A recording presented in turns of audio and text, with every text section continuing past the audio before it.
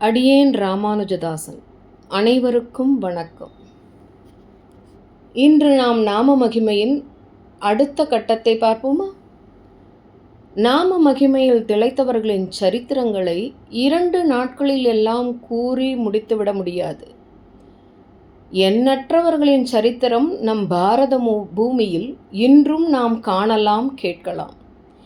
ஏதோ அடியேனால் இருவரின் கதைகளை மட்டுமே கூற முடிந்தது. நாம மகிமையின் கதைகளை மட்டுமே கூற வேண்டுமென்றால் அதை கூறிக்கொண்டே போய்கொண்டே இருக்கலாம். அதை முடித்துவிட முடியாது. ஆகையால் நான் 2 கதைகளோடு அதை முடித்து கொள்கிறேன். இன்று நாம் நாம ஜபத்தை தொடர அடியேனால் ஒரு பாடல் பாட இருக்கிறேன். கேளுங்கள். கேட்டுவிட்டு நீங்களும் நாம ஜபத்தை தொடருங்கள்.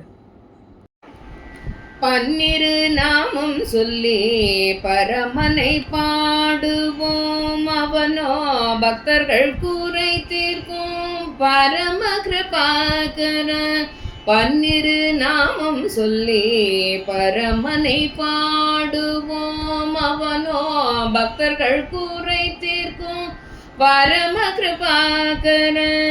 கேசவா என்று சொல்லி நாம் கிளேசங்கள் களைவோம், கேசவா என்று சொல்லி நாம் கிளேசங்கள் களைவோம். நாரணன் என்றே நாம் நன்மை பல பெறுவோம், மாதவா என்று மனம் மகிழ்ந்தே உரைப்போம்.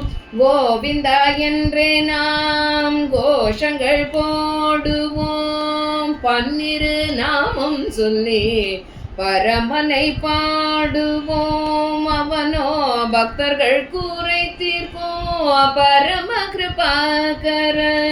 விஷ்ணு என்று சொல்லி நாம் வினைகளை அறுப்போம், மதுசூதனா என்றே மனம் ஒன்றி பாடுவோம்.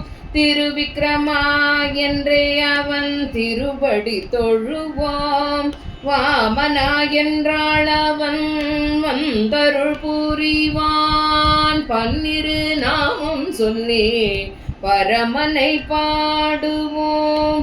ஸ்ரீதரா என்றாள் அவன் ஸ்ரீதேவியுடன் வருவான், ரிஷிகேஷா என்றாள் நம் புலன் காக்க வருவான்.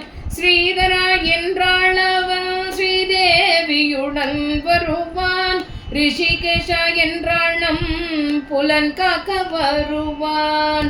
தாமோதரா என்றே அவன் தளிர்கரம் பற்றுவோம், பத்மநாபா என்றே பரம்பொருளை அடைவோம். தாமோதரா என்றே அவன் தளிர்கரம் பற்றுவோம், பத்மநாபா என்றே பரம்பொருளை அடைவோம்.